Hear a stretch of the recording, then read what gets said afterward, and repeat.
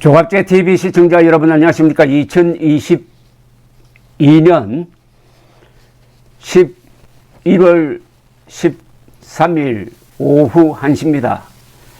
빠르고 정확한 조갑제의 미국 중간선거 보도를 이어가겠습니다. 드디어 미국 상원이 민주당 지배를 계속받게 되었습니다. 민주당이, 미국 민주당입니다. 한국의 고약한 민주당이 아닙니다. 미국 민주당이 상원에서 현재 50석을 차지했습니다. 100석이 정원인데 50석을 차지하면은 딱 중간인데, 미국 상원 의장을 부통령이 겸합니다. 해리스 부통령은 민주당이니까 따라서 51석을 차지한 것과 같은 것입니다. 그러므로서 지금처럼 민주당이 상원을 계속 지배하게 되었다는 겁니다. 왜 이런 결과가 이제 나왔느냐 하면은 마지막까지 접전을 벌였던 네바다주에서 현역 상원 의원인 민주당의 마스터, 이름이 좀 복잡합니다. 캐들린 코르테츠 마스터 여성인데요. 이분이 막판 개표에서 역전을 해가지고 도전자인 공화당의 락살트 후보를 이겼습니다. 줄곧 리드 당하고 있었습니다. 그러다가 마지막에 어디서 개표가 됐느냐 하면 라스베가스 주변에 있는 도시에서 개표가 되니까 민주당 몰표가 나왔습니다. 그래서 현재 개표가 96% 진행되었는데, 현재 마스터 후보는 약 5,000표로 리드하고 있습니다. 당선 확정입니다. 개표는 끝나지 않았지만 당선 확정입니다. 5,000표 차이로. 앞서는 한 900표 차이로 지고 있었습니다. 그러다가 마지막에 유리한 지역에서 투표함이 열리니까 5,000표 앞서는 걸로 해가지고 이제 끝났습니다. 그래서 언론이 일제히 상원은 민주당 지배, 이번 선거는 사실상 바이든 행정부의 대승, 트럼프 때문에 공화당이 참패를 했다. 이건 참패라고 불러도 됩니다. 참패를 했다고 이렇게 보도를 하고 있습니다. 왜 참패라고 부르냐 하면은 중간선거에서는 예외 없이 야당이 이깁니다. 야당이 상원, 하원 다 싹 쓸 때도 있는 경우가 거의 대부분이고, 그런데 이번에는 상원도 뺏지 못했고, 하원은 공화당이 근소한 차이로 아마도 다수당이 될 가능성은 있습니다. 218석이 과반수 의석인데, 현재 대충 보면은 민주당이 201석을 확정지었고 공화당이 그보다 10석 많은 211석을 확정지어서 아직 아무도 과반수를 차지하지는 못했는데, 근소한 차이로 공화당이 하원의 다수 의석을 차지할 가능성은 있는데, 이게 별 의미가 없는 게, 의석 수가 그렇게 차이가 나지 않으면은 하원을 운영을 할 때 독단적으로 할 수가 없습니다. 여러 가지 브레이크가 걸립니다.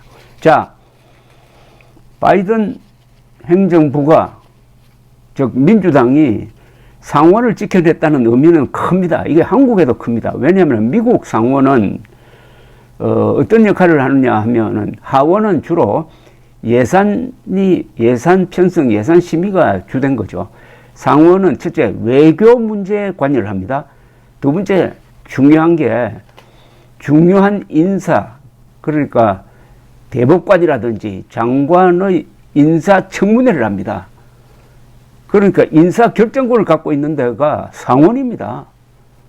상원. 그리고 하원이 올린 법안을 상당히 견제할 수가 있습니다.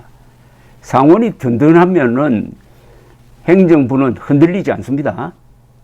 특히 외교에 대해서 민주당이 지금까지 기조를 유지하고 하게 되었다는 것은 우리로서는 정말 다행이고 우크라이나가 다행입니다. 지금 공화당이 트럼프 영향을 받아가지고 이 트럼프란 자는 젤렌스키를 되게 미워합니다. 그리고 푸틴한테는 뭐 약점이 잡혔는지 굽신거리는 자입니다. 그래서 만약 이번 중간선거에서 공화당이 압승했더라면은 우크라이나에 대한 지원이 상당히 줄어들든지 할 뻔했는데 이게 이제 젤렌스키가 악몽에서 벗어났습니다. 그리고 한미동맹도 마찬가지죠. 이 트럼프는 문재인에게 속았는지 김정은에게 속았는지 어쨌든 4년 동안 있으면서 주한미군 철수한다는 말을 입버릇처럼 한 자입니다. 물론 문재인이가 그렇게 자극을 한 점이 있죠. 사드 기지를 애워싼 시위대를 방치를 해가지고 미군이 불만을 가지도록 한 점은 있지만은 그래도 그렇게 경솔하게 이야기하면 안 되죠. 그런 트럼프가 영향력을 갖고 있는 공화당이 이번에 상원을 차지했더라면 한미동맹도 순탄하지 못할 뻔했다 이겁니다. 그러니까 제가 다행이라고 하는 것입니다. 자, 이제 이 선거는 처음에 제가 보도를 할 때는 민주당이 선방하고 있다고 했습니다. 그러나 이제 보니까 민주당이 대승한 겁니다. 압승이란 말은 쓰지 않겠습니다. 압승하려면 하원까지 먹어야 되는데 대승한 겁니다. 이 대승의 1등 공신은 누구냐 하면은 트럼프입니다. 트럼프가 말도 아닌 부정선거 음모론을 펼쳐가지고 부정선거 음모론을 믿는 후보를 적극적으로 지원해가지고 공화당 후보로 결정되도록 영향력을 발휘했습니다. 그래서 그런 자들이 상원 후보, 하원 후보, 주지사 후보 등등으로 나왔는데 상당수가 줄줄이 떨어졌습니다. 줄줄이 떨어졌습니다. 물론 당선된 자들도 있지만 거의 다 줄줄이 떨어졌습니다. 이 상원에서 중요했던 게 어디냐면 펜실베니아입니다.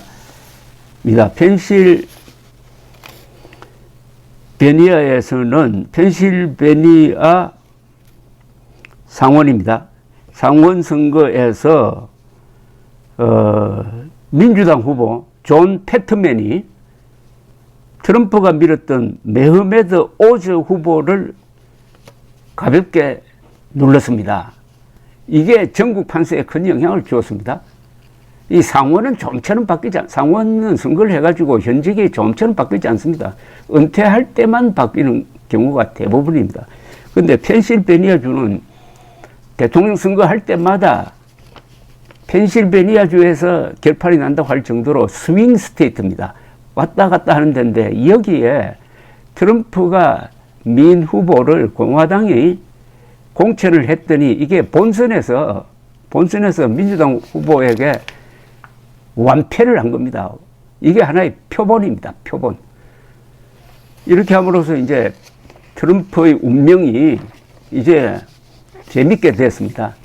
동시에 플로리다주에서 스타가 하나 등장했습니다. 한 분이 등장을 했습니다. 더산티스라는 이탈리아계 주지사가 이번에 큰 차이로 재선을 했습니다. 나이 44살에 경력도 좋고 장교 출신이라고 한 더산티스가 이제 2024년 대통령 선거에서 공화당 후보로 급부상할 것으로 보입니다. 자, 그렇다고 트럼프가 갑자기 사라지느냐? 사라질 인간이 아닙니다. 이 자는 절대 저도 졌다고 안 하는 자입니다. 그리고 트럼프를 지지하는 사람들은 완전히 광적입니다. 어떻게 보면 컬처 집단 같기도 해요. 똘똘 뭉칠수록 물론 작아지죠. 아마도 이런 지금 시나리오도 하나 있습니다. 2024년에 공화당 경선에서 트럼프가 후보로 결정되지 못하면은 또는 못할 것 같으면은 아예 공화당을 나와가지고 독자 출마한다는 이야기도 있습니다. 독자 출마하면은 공화당 후보는 무조건 떨어지는 거죠. 공화당 후보는.